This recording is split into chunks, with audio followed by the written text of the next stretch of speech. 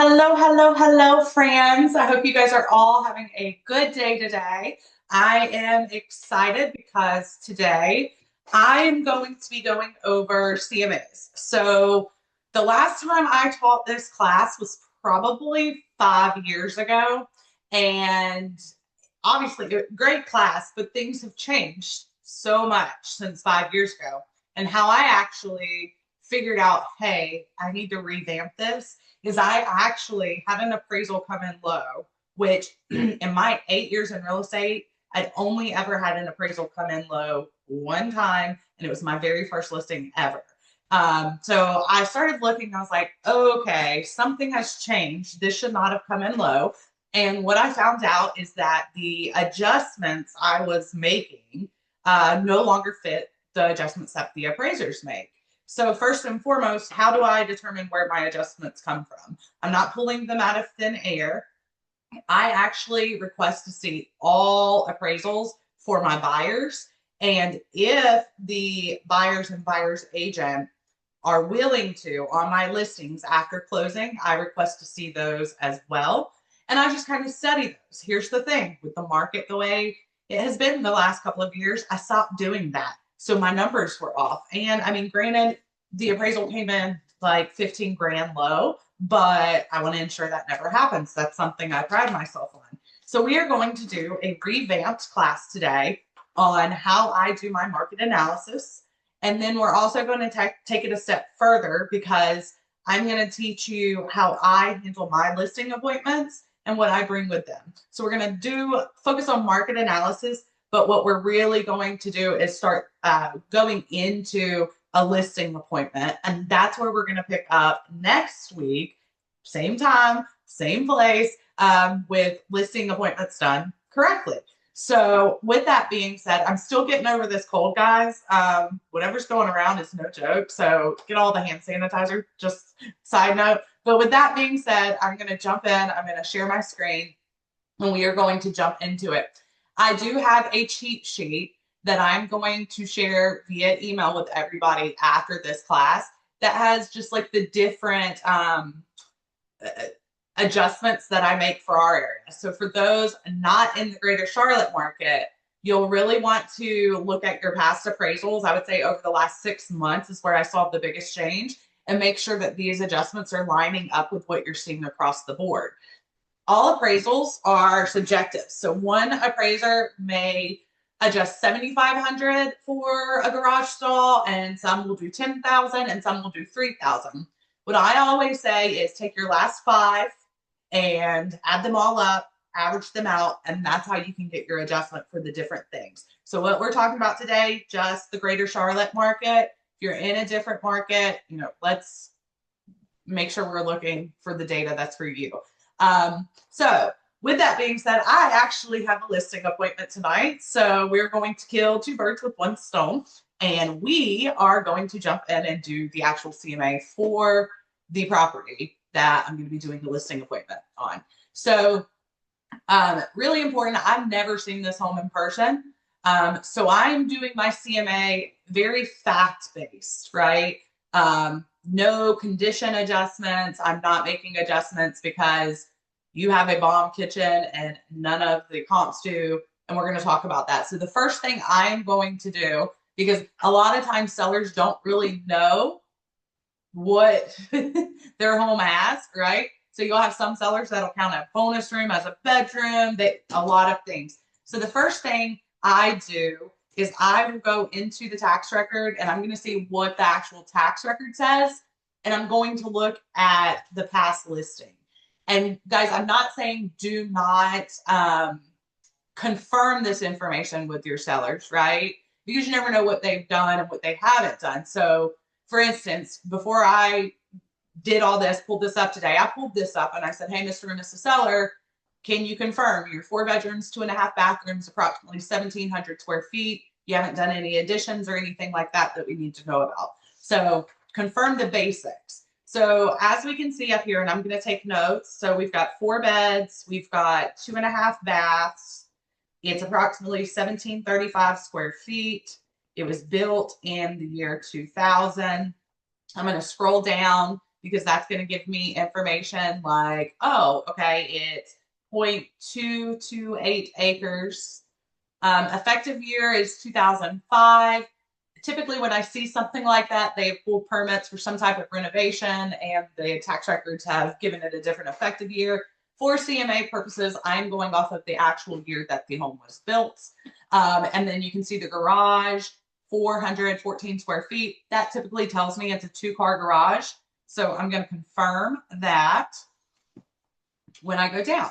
So that's my basic information that I need in order to pull comps. But I want to see, what does the home look like? So I can see the last time that they purchased was in 2018. I'm going to pull up that listing and I'm just going to see. I also like to look here because that confirms all the details on the tax records, right? If one listing says 4 bedrooms, but then all the other one says 3, well, okay, did we add a bedroom? How did that occur? Did you just buy it this way? Let's look at that. So all of this is right. So I'm going to pull it up from when they purchased. So I'm going to go through the pictures. Sometimes you're not going to have this available. And if you don't, a Google Street View gives you a good idea of the architectural style of the house, because that is going to be important when you pull comps. So we're going to look, okay, backyard, it's got wood flooring, it's got a fireplace, there's some arches. Okay, kitchen hasn't really been updated from when they purchased, right? We're keeping things fact-based. You have beautiful tray ceiling in the primary bedroom. Looks like this might be a bonus room, and it says it could be used as a 4th bedroom. So that's telling me that this MLS listing might not be correct, and I need to keep that in mind when I go to the listing appointment. Bathroom, you have separate tub shower combo. So I'm looking at all this because I want to pick comps that are as close to this property as we possibly can. I'm also going to scroll down because what's the exterior made of? So it's a vinyl exterior. I want to pick, when possible, vinyl exterior comps only. So now that I've got my basics, I'm going to go in and I'm going to go to search and I'm going to go to detail. I want active, under contract, and closed. I only want single family, and this is a 2-story home, so I only want 2-story homes. And then I'm going to type in the address. So Common Oak Lane. When I see that, so within 0.25 miles, we have 6 matches. So I'm going to look at those results because that could give us exactly what we need. And yes, it does. You can see that all of these homes are within 0.2 miles of our subject property. So within 10% is typically the general rule to abide by, 10%. So we don't want to go out too far if we've got available comps where we're at. We also want to make sure that the comps we're choosing are about 10% of square footage. We want to make sure that they're about 10% of age. So you can see all this is pretty good. Now we are 1735. And so you can see like some of these are bigger, but it's okay because we're going to adjust for square footage because they're all pretty much in the same community. You want minimum 3 closed comps. And you also want to choose under contract and active when you have them. And the reason for that is your closed comps give you today's value. Your under contract comps are going to show you where the market seems to be going. And then your active comps show you your competition. So keep that in mind. So with that being said, I'm going to choose all of these because it's going to give me a very, very, very realistic picture of how we need to price. So in Relist, I've got the past MLS number. I'm just going to copy that. And then, let me go. Sorry guys, getting over the code. I'm going to hit the CMA button. I'm going to do pages. You can go through these guys and tailor this any way you want. But I have found, keep it simple, stupid, right? KISS. The sellers care about what price you're recommending, how you came up with that price, and how that affects them. All the fancy graphs and stuff really isn't going to matter to them in the grand scheme of things from what I've experienced. But if you love graphs, by all means, use the graphs. So for this, I'm just doing subject adjustments. I'm going to put my subject in. If it had never been in MLS before, you would type them in manually. You fill it in. So it's got all the information about this particular home. I'm going to take out the information from the last time it was sold because that doesn't matter for what we're trying to do. The garage, I'm going to do 2-car garage so that I know that when I'm doing my adjustments. You got your comparables here, and then we're going to go to adjustments, right? So you notice when I pulled these comps, I really didn't look at the bedroom, bathroom count. These are comparable properties all in the same neighborhood. We're going to make the adjustments. That tells me what's happening in the neighborhood. If I had to go beyond the neighborhood, I would try and keep the comps to same bedroom count, same bathroom count. But sometimes you can't do that. And in areas like this, if you go out more than a mile, you've got a completely different market you're working with. So it's better to make those adjustments. This is where you knowing how to analyze the data that you're seeing in MLS really helps. So what's that mean? If I go out 2 miles and I'm suddenly at an $800,000 home range, no, I need to come in tighter and I need to make the adjustments. But if I go out a mile, they're all the same type of homes, all same similar price points, then you can choose from there. So for this, I'm going to add $10,000 because I have a 4th bedroom that the comp property does not. We have the same here, so we don't have to make an adjustment. But now you see this one. This one has a bedroom we don't have, so we're going to subtract $10,000. So bedrooms in our market are about $10,000. Some people will say if you're going to adjust for square footage, don't adjust for the bedroom. That used to be true about 5 or 6 years ago, but I have found with the prevalence of people working from home, things like that, that extra bedrooms actually do add value. So all of them have 2 full baths, all of them have a half bath. We're not going to make adjustments, but if we were going to, typically I adjust $5,000 for a full bathroom, and then I adjust $2,500 for a half bath.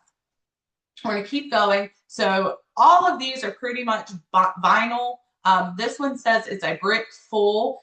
I always check that because a lot of agents will put brick full, and in reality, it's not a full brick. So I'm going to come in, I'm going to look like maybe it has a brick front. I'm going to go to the back of the home, see if it truly is a full brick. If it's a full brick, I might actually remove this one. So it is a full brick. That's downtown.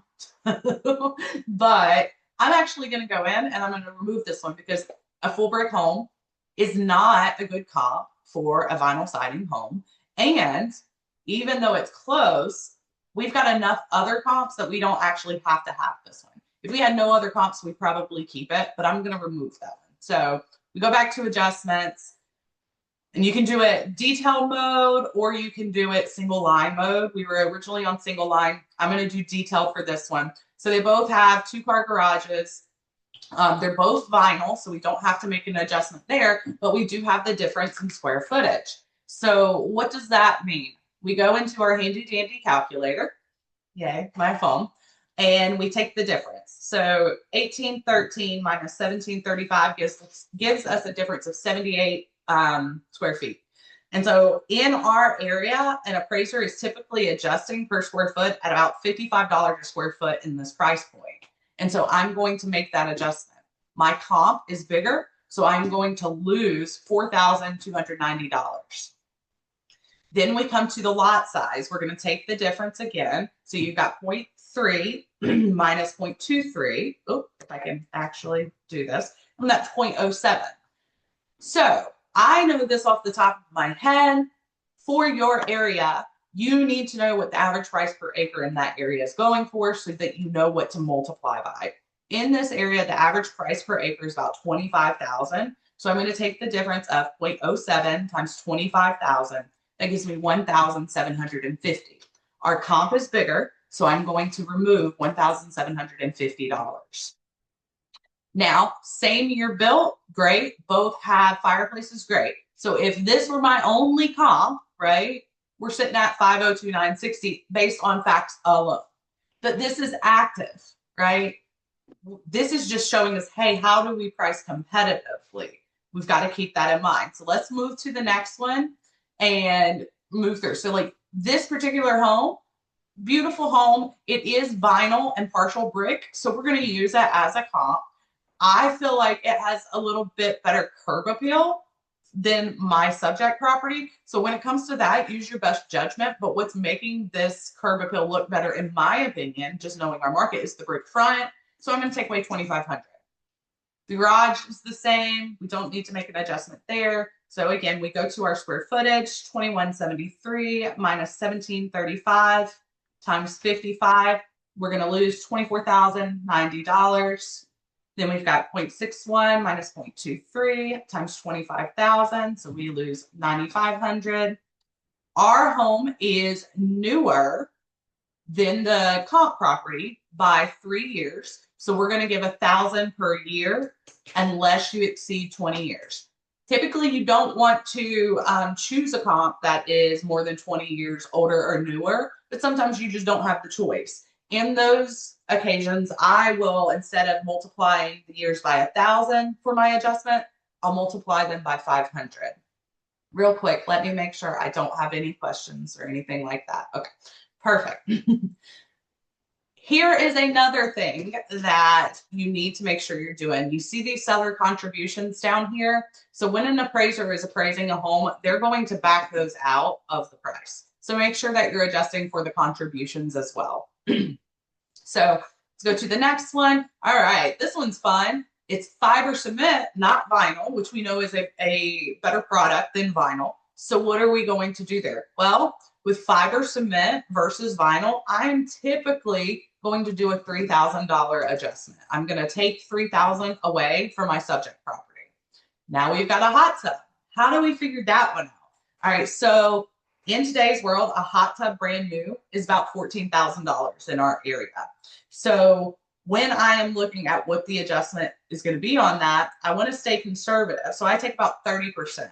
So they have a hot tub, we don't. I'm going to take away $4,200 of what the new price, 30% of a new price would be. You also have 2-car garage, don't have to worry about that. This one's a lot bigger, but it's in the same neighborhood, so I'm going to keep it. I'm going to go against my 10% rule and keep it.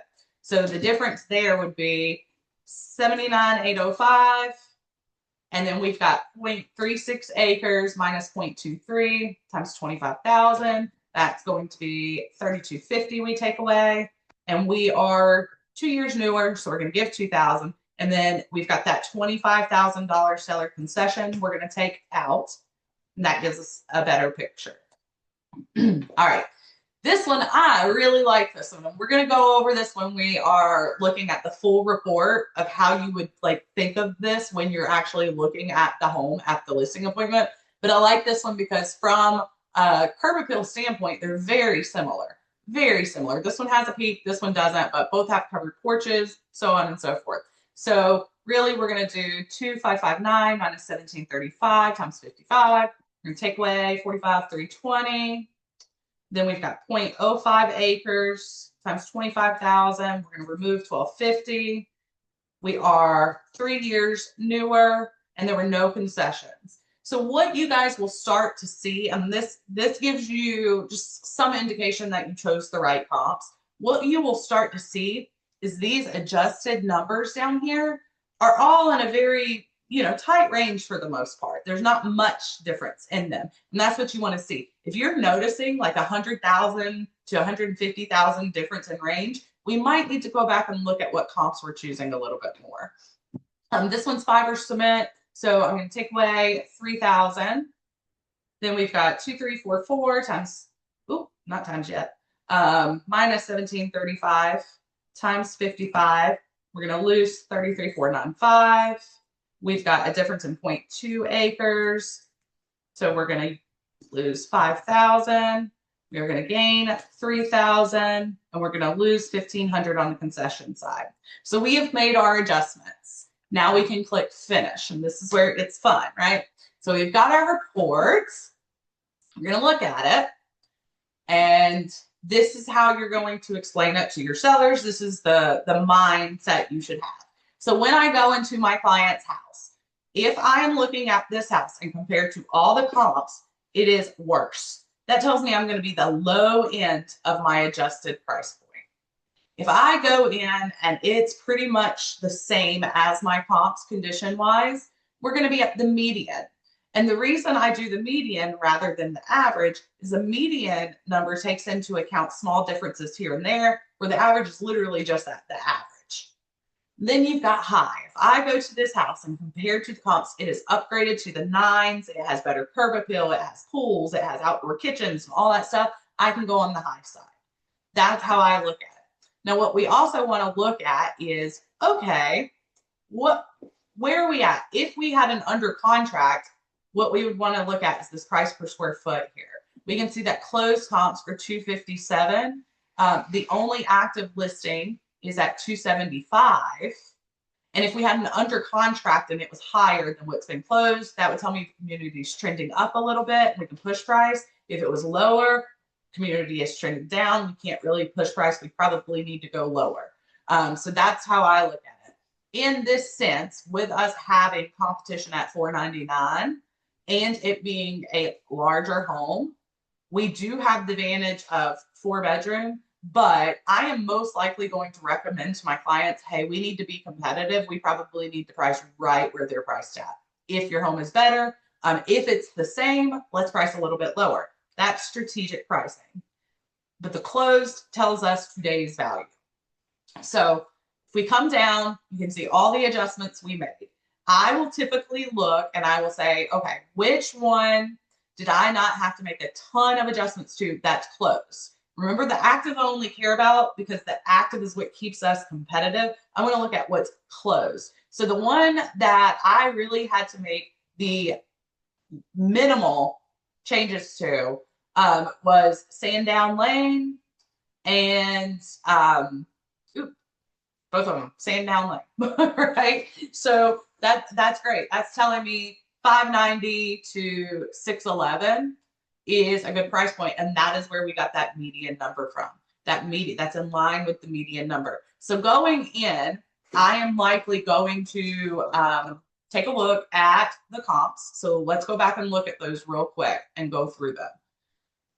I need to be familiar with these when I am going to my listing appointment because it's going to show me how I compare to the comps. So from this one, I'm looking at the vines. I'm looking at how bad the front yard looks. I'm looking at all this clutter. And I'm like, okay, I can see that maybe the condition of the home is why it's not selling, not necessarily the pricing of the home. So I'm not going to pay too much mind to this unless I go to my actual listing appointment and my house looks like this house. You can see it's got the very, very old floors. It's got some granite, but the counter or the cabinets are all older. Okay, so that's something I'm going to be looking for. Not many updates have been done to this house, really.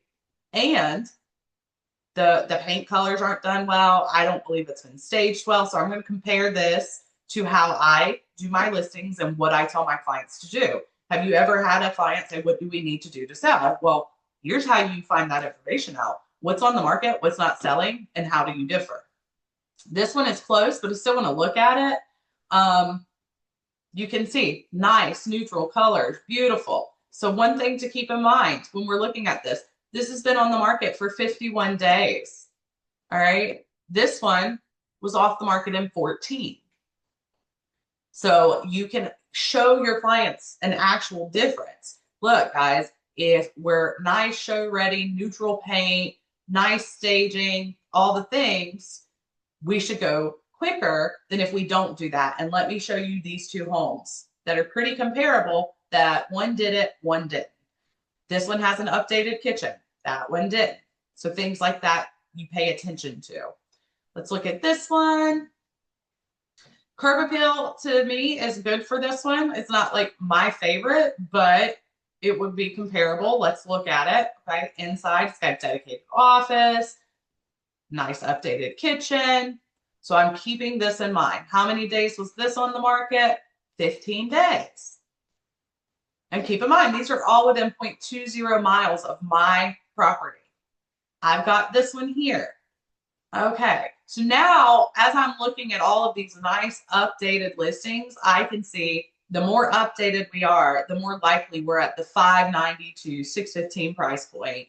That one comp, that's dragging us down to 502 is because it's not really in that great of condition. It's not been updated. It's not show ready, all that. So I'm keeping that in mind when I go to the listing and I'm suggesting pricing to them.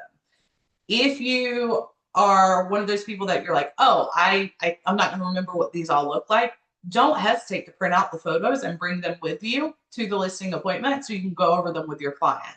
This one, great curb appeal, beautiful yard. It's been updated. It's neutral. Does everybody love the dark brown cabinets? No. in the black granite? No, but it has been updated. And in my opinion, it shows way better in photos than the active comp. How long was it on the market? 1 day. Look at that. This is the data that you're analyzing before you go, because you need to know how to utilize that against what your adjustments are. So let me pull my report. I'm going to save this real quick. All right. So now that I'm armed with that, I am going to have a net proceeds sheet ready. So typically I will ask the sellers, Mr. and Mrs. Seller, what is your approximate mortgage balance? I want to have a net proceeds sheet ready for you when I come to your home. I'm going to go and in the tax records, I'm going to make note that their taxes for 2024 was $27.96. And my clients gave me their approximate mortgage balance. I'm going to leave it out for this class. I will show you where it would normally go, but for this class, I'm going to leave it out. This is their personal information. I don't want to share it. So estimated net proceeds. You can see here, we have 3 options. And I want my clients to know, hey, if I walk into your home and it's like that one house, I'm going to do a 505 because I don't like 502 list price. It's just my personal preference. If I walk into your house and it's pretty much what the comps are, 590. If I walk into your house and it's beautiful, beautiful, beautiful, I'm probably going to recommend a 615. Now, this is where you would put their mortgage payoff. Like I said, for this one, I'm going to leave it blank. But then in North Carolina and South Carolina, we have revenue stamps. And so I always go off the highest because I want my clients to always net more than I told them. So in this case, our revenue stamps are going to look like 1230. Recording fee on average in our area is $250. Their annual taxes, $27.96.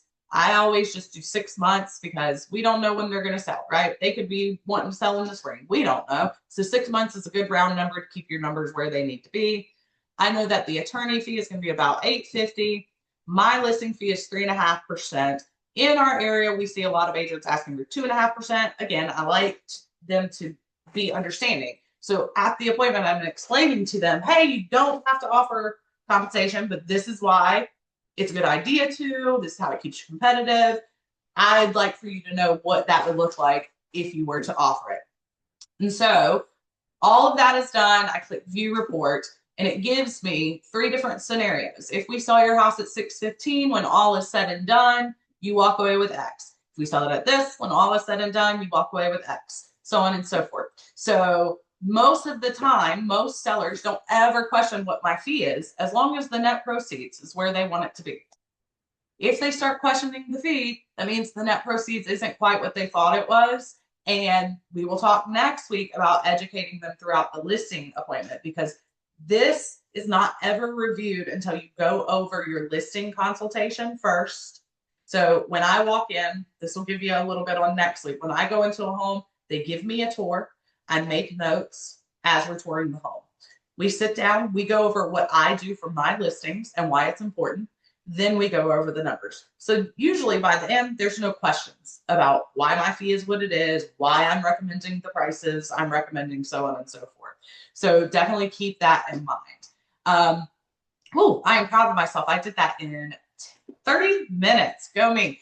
Are there any questions before we end today? You can open your mic. You can drop them in the chat box, anything like that. This has been recorded. I'm going to be putting it on YouTube today. Shouldn't be any lag time. And I will be getting the cheat sheet out. For those of you that want it, just shoot me an email and I'll send it over to you. I don't want to bog down everybody's email. I had 100 people register for this class and not all of them are here. So I don't want them to be like, why am I getting some random cheat sheet? So we do have a question.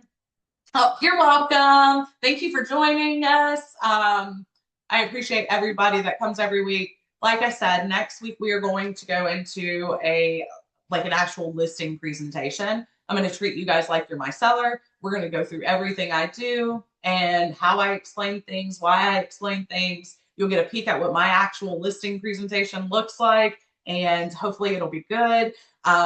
Still finalizing the rest of September, but I think the following week we're going to work on buyer consultations.